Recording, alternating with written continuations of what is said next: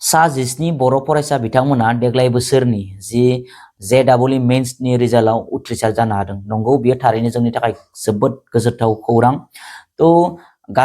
गासै 34 फरायसा बिथांमोना JEE माने एग्जामखौ जिरायदोंमोन आरो बेनिनो 26 गासै 26 फरायसा बिथांमोना माने बे आनजादाव उथ्रिसार जानो हादों। बेनिनो 17 जनानो जाहैबाय बर' फरायसा। थारैनो बियो जोंनि थाखाय जोबोद गोजोनथाव खौरां आरो बे खौरांखौ फोसावदों आथिखालनि राज्य सभानि MP प्रमद बर' बारग' CEM BTC नङा होमबा BTR। बिथाङा फेसबुकनि गेजेरजों बे माने खौरांखौ फोसावदों। थारैनो जोंनि थाखाय जोबोद गोजोनथाव खौरां आरो बे फरायसा बिथांमोना दायो इन्डियानि गोदोर गोदोर माने इन्स्टिट्यूशन लाइक माने NIT IIT नङा होमबा बे इन्स्टिट्यूशनफोराव फरायनो खाबु मोनसिगोन। दा थांनाय जि प्रमद बर' दैदेननाय सरकार बे सरकार समाव माखासे बिथांखि लानाय जादोंमोन। बे बिथांखिफोरानो जाहैबाय सुपार 50 बड'फा सुपार 50 नङा होमबा।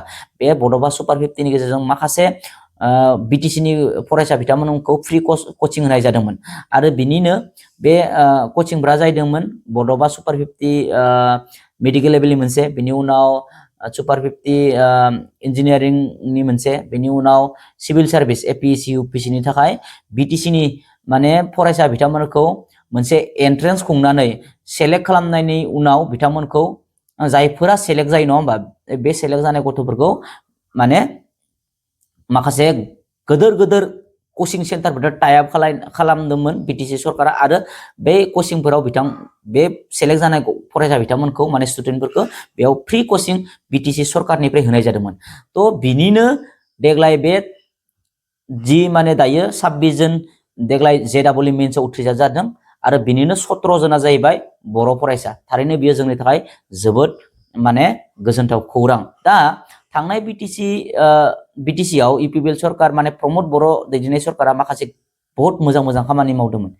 एग्जाम्पल महरै जों लानो हायो जे बड'फा सुपार 50 नङा होमबा। बड'फा सुपार 50 खौनो जों लानो हायो आरो बड'फा सुपार 50 नि गेजेरजों प्रमद बर' दैदेननाय सरकारा सुबुं धोन सोरजिनायनि खेत्रआव गोबां खामानि मावदोंमोन नङा होमबा। दा बे प्रमद बर' दैदेननायनि जि सुपार 50 बे सुपार 50 आसो मोजांमोन ना आथिखालाव माने सरकार सालायबाय थानाय हाग्रामा महिलारि दैदेननाय सरकारनि जि फाइनेन्शियेल एसिस्टेन्ट माने वान टाइम फाइनेन्शियेल एसिस्टेन्ट होयो बिथांमोना। बेनि सायाव जोङो नेक्स्ट भिडिअ जों गुवारै सावरायगोन। मोननैनि माने माबाखौ नायगोन आरो जोङो माबे मोनसे सरकारनिया मोजांसिन। बिनि मेरिट आरो डिमेरिटनि सायाव नेक्स्ट भिडिअ जों गुवारै सावरायगोन। गोजोन्थों।